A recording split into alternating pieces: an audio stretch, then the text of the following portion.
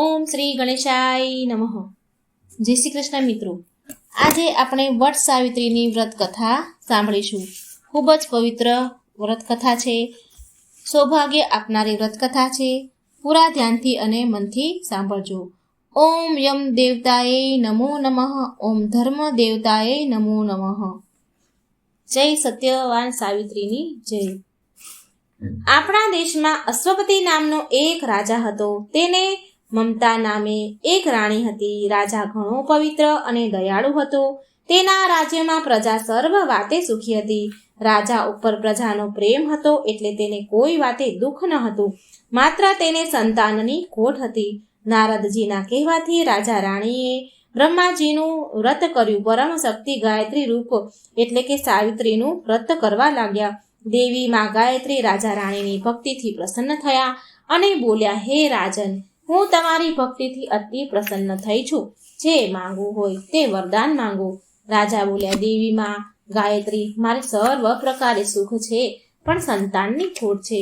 મારે એક સંતાન જોઈએ છીએ. વાંજ્યા મેણું ભાંગોમાં એવી મારી ઈચ્છા છે. માં ગાયત્રીએ કહ્યું, તમારે ત્યાં એક ભાગ્યશાળી પુત્રીનો જન્મ થશે અને એ પુત્રીથી તમારા કુળનો ઉદ્ધાર થશે. આમ કહી સાવિત્રીમાં અંતર્ધ્યાન થઈ ગયા. થોડા દિવસોમાં રાણીને ચડતા દિવસ થયા. 9 મહિના પછી એક રૂપ કન્યાનો જન્મ થયો.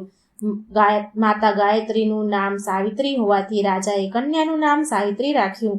સાવિત્રી બીજના ચંદ્રમાની જેમ દિવસે ને દિવસે વધવા લાગી. સાવિત્રીને સમજણી થતા જોઈને રાજા અશ્વપતિને ચિંતા થવા લાગી. સાવિત્રીનું રૂપ જોઈને તો દેવો પણ શરમાવા લાગ્યા. તો મનુષ્યની સી વાત થાય. કોઈ પણ રાજા સાવિત્રીનું માંગું કરવાનું સાહસ કરતો નહીં અને રાજાની ચિંતા વધતી જાય છે. એકવાર રાજાએ સાવિત્રીને કહ્યું, બેટા, તું હવે લગ્ન લાયક થઈ ગઈ છો. હજી સુધી કોઈ રાજાએ તારું માંગું કર્યું નથી, તો તું તારી મેળે કોઈ સદગુણી બળવાન વરની શોધ કર. રાજાએ જોઈતી બધી પૂરતી વસ્તુ સામગ્રી એ આપી સાવિત્રીને અને સ્વયંવર માટે વિદાય કરી. રાજા અશ્વપતિ મંત્રીઓ સાથે સભામાં વાતચીત કરી રહ્યા હતા. એટલામાં ત્યાં નારદ મુનિ આવી પહોંચ્યા. નારદ મુનિને પોતાની ત્યાં આવેલા જોઈને રાજાએ આદર સત્કાર પૂર્વક આસન પર બેસાડ્યા. એટલામાં ત્યાં સાવિત્રી આવી ગઈ. તે પોતાના પિતા તથા નારદ મુનિને પગે લાગી અને પાસે ઊભી રહી ગઈ. સાવિત્રીને જોઈને નારદજીએ પૂછ્યું કે, હે રાજન, સાવિત્રી તો હવે ઘણી મોટી થઈ ગઈ છે. તેના લગ્ન કેમ નથી કરાવી રહ્યા? અરે સાવિત્રી, તું કેમ કઈ બોલતી નથી? તારી શું ઈચ્છા છે? સાવિત્રીએ કહ્યું કે પાસે આશ્રમમાં દ્યુમસેન નામના એક રાજા છે. તેમના પુત્ર સત્યવાનને મેં વરમાળા પહેરાવી છે. તેમને મેં સ્વામી રૂપે સ્વીકાર્યા છે. નારદજીએ વાત સાંભળીને નારદજીને તો નવાઈ લાગી. તેમણે રાજા અશ્વપતિને કહ્યું કે સત્યવાનના માતા પિતા સત્ય બોલનારા છે. સત્યવાન પણ સત્ય પાળનારો છે. તે રૂપમાં ગુણમાં સર્વથી શ્રેષ્ઠ છે. પણ એક વાત એવી છે કે જેની આગળ બધા જ ગુણો હોવા છતાં નકામા છે. રાજા અશ્વપતિને ઘણી ચિંતા થઈ. તેમને પૂછ્યું, કહો મુનિરાજ, એવી તે શું વાત છે? નારદજીએ કહ્યું કે સત્યવાનના આયુષ્યમાં માત્ર 1 જ વર્ષ ખૂટે છે. આ સાંભળી રાજાને ઘણો આઘાત થયો. આ સાંભળી સાવિત્રીને બીજો યોગ્ય વર શોધવા માટે ઘણી સમજાવી. નારદજીએ પણ બીજો વર શોધવાની શિખામણ આપી. પણ સાવિત્રી 1ની 2 ન થઈ. એણે કહ્યું કે સતી સ્ત્રીનું વચન એક જ હોય છે. મેં જેને હૃદયથી પતિ માન્યો છે એ જ ખરો. હવે બીજો મારે ભાઈ સમાન છે. જે ભાગ્યમાં હશે તે થશે. જેવા વિધિના લેખ. સાવિત્રીને અડગ શ્રદ્ધા આગળ રાજાનું પણ કંઈ ચાલ્યું નહીં. નારદજીએ પણ સાવિત્રીની ઈચ્છા પ્રમાણે કરવાની સંમતિ આપી અને ત્યાંથી ચાલતા થયા. અશ્વપતિ સાવિત્રીને લઈને દ્યુમસેનના આશ્રમમાં ગયા. દ્યુમસેનને એક ઝાડ નીચે બેઠેલા જોયા. ત્યાં જઈ તેમને પગે લાગ્યા અને આંખે આંધળા હોવાથી દ્યુમસેને પૂછ્યું કે તમે કોણ છો? અશ્વપતિ બોલ્યા, હે રાજન, મારું નામ અશ્વપતિ છે. મારી પુત્રી સાવિત્રીનું આપના પુત્ર સત્યવાન સાથે લગ્ન કરવા આવ્યો છું. લગ્નની વાત સાંભળતા જ દ્યુમસેન બોલી ઉઠ્યા, રાજા, તમે શું કહો છો? તમારી પુત્રીના લગ્ન સત્યવાન સાથે? અશ્વપતિ બોલ્યા કે એમાં નવાઈ જેવું શું છે? મારી પુત્રીએ પોતાની ઈચ્છાથી જ સત્યવાનને પસંદ કર્યો છે. દ્યુમસેને ગંભીરતાથી કહ્યું, રાજા, તમે જાણો છો કે મારું રાજ્ય રૂકમી નામના બળવાન શત્રુએ પડાવી લીધું છે. હું આંધળો અને વૃદ્ધ હોવાથી રાજ્ય પાછું મેળવી શકું તેમ નથી. હું વનમાં ઝૂંપડી બાંધીને રહું છું, પડ્યો રહું છું, વનફળ ખાઈને દાડા કાઢું છું. મારો પુત્ર પણ વનફળો ઉપર જીવે છે. મને આ સંબંધ યોગ્ય લાગતો નથી. હું તમારી ફૂલ જેવી કોમળ પુત્રીને દુઃખ દેવા માંગતો નથી. અનેક રીતે સમજાવ્યા ધ્રુમસેને અશ્વપતિને અને સાવિત્રીને, પણ સાવિત્રી એક લગીરે ન ડગી.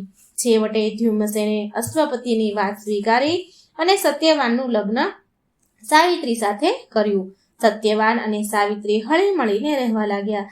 સાવિત્રીના હૃદયમાં ઊંડી ઊંડી ચિંતા હતી. નારદજીએ તેનું આયુષ્ય ટૂંકું છે એમ કહેલું. તે દિવસથી સાવિત્રી વેદ માતા સાવિત્રીનું વ્રત કરવા લાગી. પોતાના સ્વામીનું મૃત્યુ અમુક દિવસે છે એવો નિર્ણય કરી મનમાં અને મનમાં દિવસો ગણવા લાગી. હવે સત્યવાનના મૃત્યુમાં માત્ર ને માત્ર 3 દિવસ ખૂટતા હતા. સાવિત્રીનું મન તો આકુળ વ્યાકુળ થવા લાગ્યું. તેને એક મન અને એક ચિત્તથી સાવિત્રી વ્રત કરવા લાગી. તે ગદગદ હૃદયે રાત દિવસ માતા સાવિત્રીનું ધ્યાન ધરતી હતી. 2 દિવસ વીતી ગયા. આજે તો સત્યવાનનું મૃત્યુ હતું. રોજના નિયમ પ્રમાણે સત્યવાન કુહાડી લઈને વનમાં લાકડા કાપવા નીકળ્યો.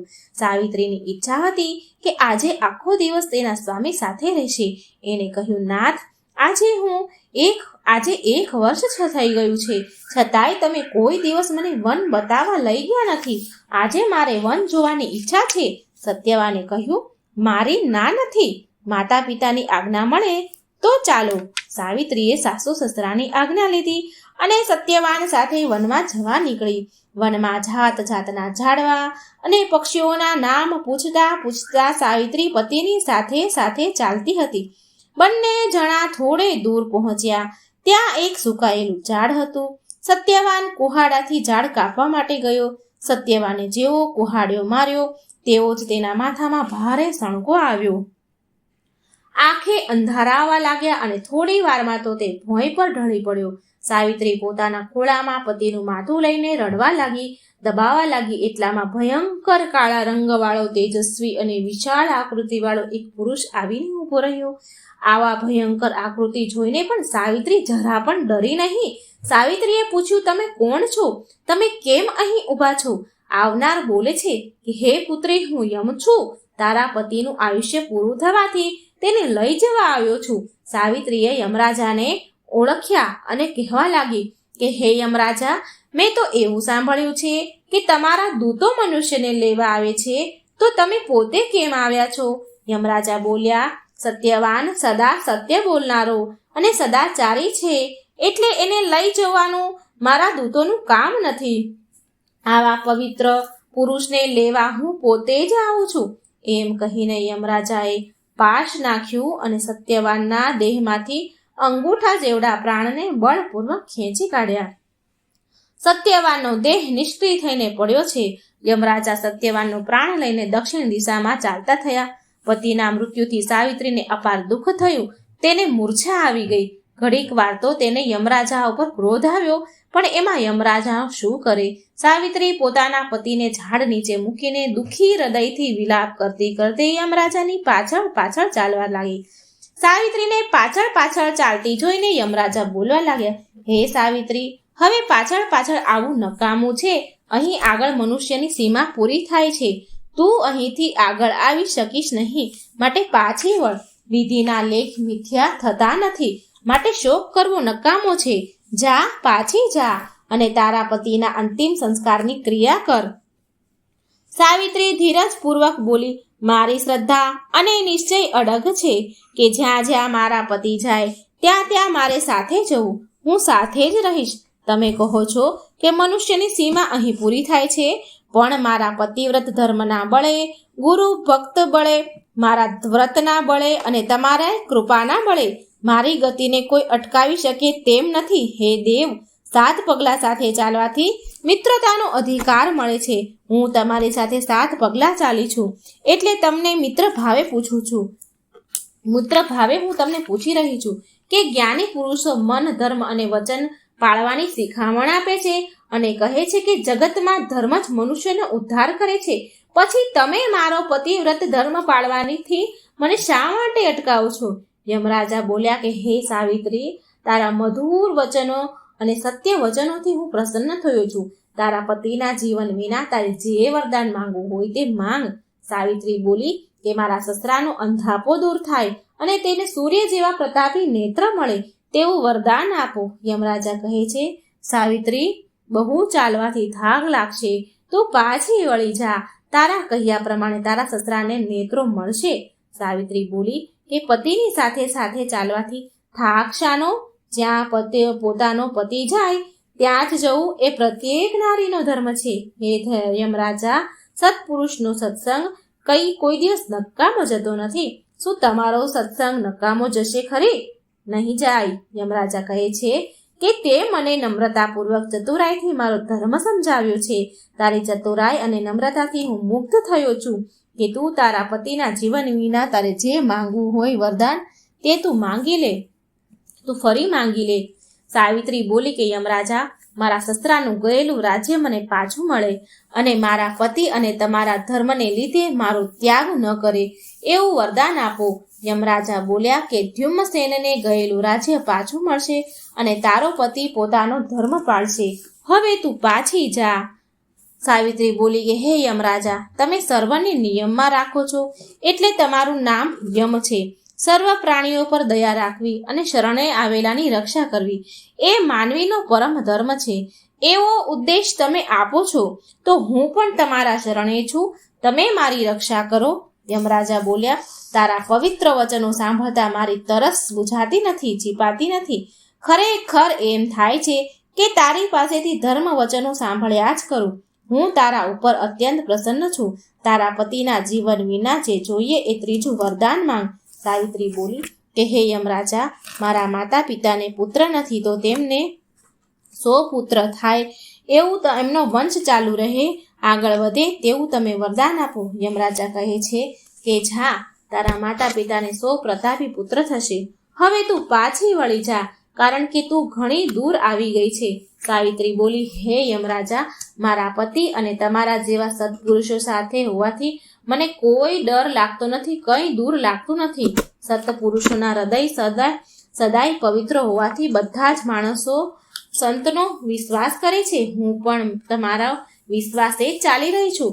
યમરાજા બોલ્યા, હે સતી, તારા વચનોથી હું બહુ પ્રસન્ન છું, માટે તારા પતિના જીવન વિના તારે જે જોઈએ તે વરદાન માંગ. તે ઘણી દૂર આવી ગઈ છો, માટે તું પાછી વળી જા. સાવિત્રી બોલી કે મને 100 બળવાન પુત્ર થાય તેવું વરદાન આપો. યમરાજા બોલ્યા, જા, તને 100 બળવાન પુત્ર થશે. હવે તું એક ડગલું આગળ ભર્યા વિના પાછી વળી જા. સાવિત્રી બોલી, હે યમરાજા, સંસારમાં સત્પુરુષોનું વચન એક જ હોય છે. સતી સ્ત્રીને પતિ એક જ હોય છે. સતી સ્ત્રીઓને પતિ એક જ હોય છે. સતી સ્ત્રીઓને પતિ વિના સ્વર્ગ પણ નકામું છે, પતિ વિના લક્ષ્મી નકામી છે અને પતિ વિના જીવન પણ નકામું છે. યમરાજા બોલ્યા કે હવે તું પાછી જા. તારી વાણી સાંભળતા હું થાકું તેમ નથી, પણ તારા આવવાની સીમા ઘણી દૂર રહી ગઈ છે, માટે જે જોઈએ તે છેલ્લે અતિ ઉત્તમ વરદાન માંગી લે અને પાછી જા. સાવિત્રી બોલી, તમારું વચન સત્ય થાય તે જ માંગુ છું. મને 100 બળવાન પુત્ર થાય એવું મને વચન આપ્યું, પણ જો તમે સત્યવાનને લઈ જશો તો મારે 100 પુત્ર ક્યાંથી થશે? મારે મારા સ્વામીને જીવનદાન આપો, નહીં તો તમારું વચન મિથ્યા થશે. યમરાજા બોલ્યા, હે સતી, તારા પતિને જીવનદાન આપું છું, જા, તારા સ્વામીને લઈ જા. તારા સ્વામીનું આયુષ્ય 400 વર્ષનું થશે. યમરાજાના આશીર્વાદ લઈને સાવિત્રી સત્યવાનને લઈને પાછી વળી. જે વડના પવિત્ર વૃક્ષ નીચે પોતાના સ્વામીનો દેહ તાગ્યો હતો, દેહ હતો ત્યાં તે આવી સત્યવાનનું માથું તેણે ખોળામાં લીધું અને થોડી જ વારમાં સત્યવાન જાગી ઉઠ્યો, આળસ મરડીને બેઠો થયો. તે જોઈને સાવિત્રીનું હૃદય આનંદથી ઝૂમી ઉઠ્યું.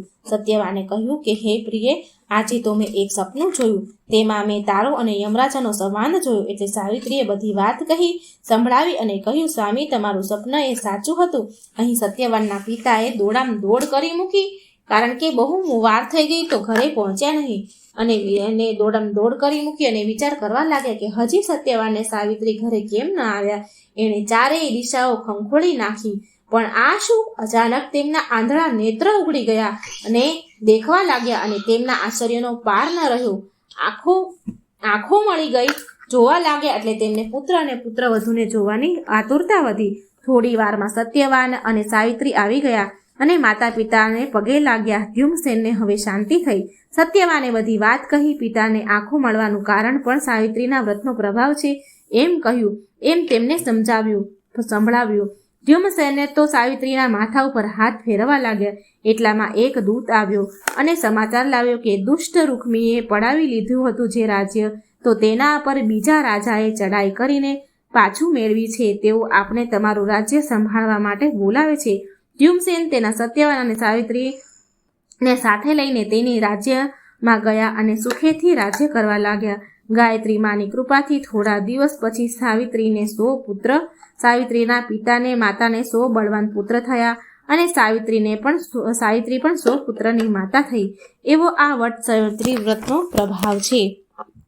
બોલો સત્યવાન સાવિત્રીની જય. બોલો ધર્મરાજા યમરાજાની જય. મિત્રો, વાર્તા સારી લાગે તો વિડીયો લાઇક કરજો, શેર કરજો અને આ ચેનલને સબસ્ક્રાઈબ પણ જરૂર કરજો. જય શ્રી કૃષ્ણ. રાધે રાધે. Thank you.